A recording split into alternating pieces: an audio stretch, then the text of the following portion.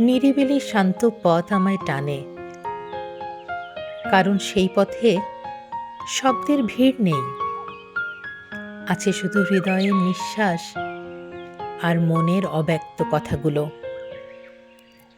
সেখানে হাঁটতে হাঁটতে নীরবতার বুকে ভর করে এক গভীর মায়াবী শান্তি।